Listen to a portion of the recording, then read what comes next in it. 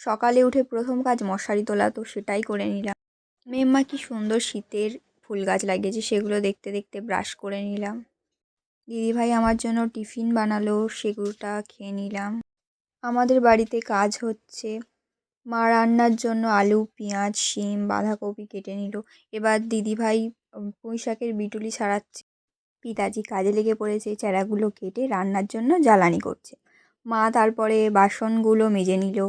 মা রান্না বসিয়ে দিল। শাইন এসে একটু পাকামো করছিল, যেন ও খুব ভালো রান্না পারে। আমাদের ছাদে কিছু শীতের গাছ লাগানো হয়েছিল, তারপর আমি খাওয়া দাওয়া করে নিলাম।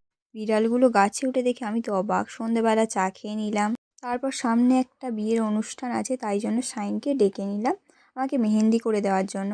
আমিও একটু মেহেন্দি করতে খুব ভালোবাসি, আর একটু ফটোও তুলে নিলাম সেগুলোর। মা আর দিদিভাই গিয়েছিলো বাইরে কেনাকাটা করতে, তো সব মিষ্টি নিয়ে এসছে, যেটা আমি পছন্দ করি না। আজ ব্লগটা এই পর্যন্ত।